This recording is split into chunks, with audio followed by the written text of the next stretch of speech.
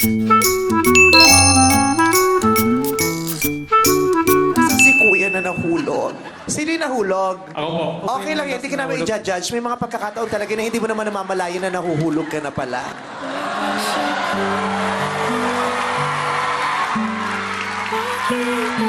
Pero okay ka lang ba, kuya, matapos ka mahulog? Buti naman, kasi may mga taong matapos mahulog, di nila alam kung okay pa ba sila. Ang pole dancing kasi parang buhay yan eh. Pag nahawakan mo na yung tubo, wag mo nang pakawalan, baka makuha pa ng iba. Pilipinas, got hugot. Eh, di ba? Kasi ganun yan, hello.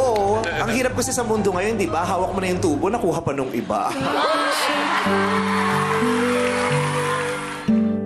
Makita kita muli. Tinanong kita kanina kung ilan kayo, sabi mo 5 lang kayo. Sorry po. Kung sa isang simpleng tanong, hindi kita maasahan ng totoong sagot, paano pa sa mas malalim na sitwasyon? Ginawa ko na naman po yun para ma-surprise po kayo. Ginawa mo yon para masira ang tiwala ko sa salita.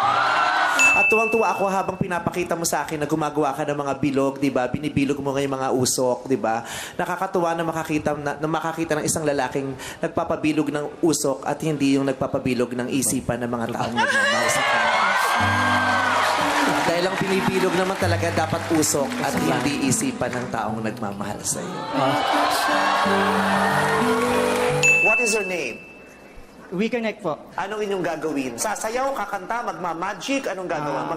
Anong talent ninyo? Papakurapin namin yung mata niyo. Papakurapin ang mata, tapos pasasayihin, tapos paiibigin, tapos sasaktan at iiwan. Pilipinas, got hugot. Dahil may mga taong ginawa na nilang talent yan. At yung iba, pinagkakitaan pa. Ano bang pangarap ng grupo niyo? Mabuo yun ulit po. Matagal na kasi kami nagkahiwalay-walay. Nagkahiwa-hiwalay pa kayo, no? Na? Kasi ganun talaga sa buhay. Kahit gano'n mo kamahal, darating ang panahon, maghihiwalay.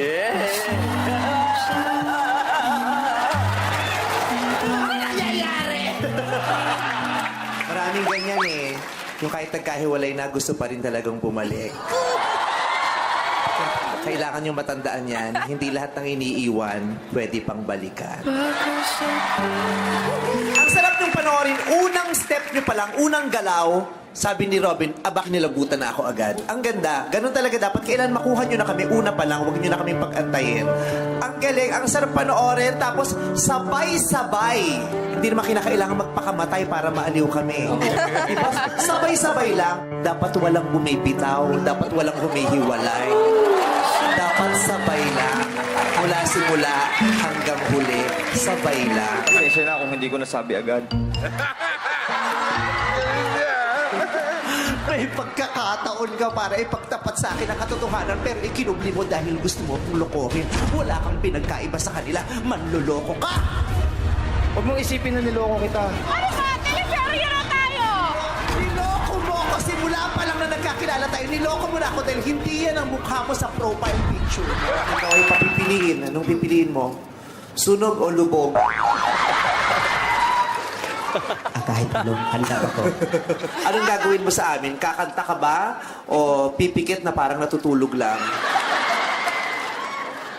Abangan lang yun. Ay, naku, nagmamadali ako. Sabihin mo na kung anong gagawin mo. Hindi mo papabang-abang. Tapos pala rin naman.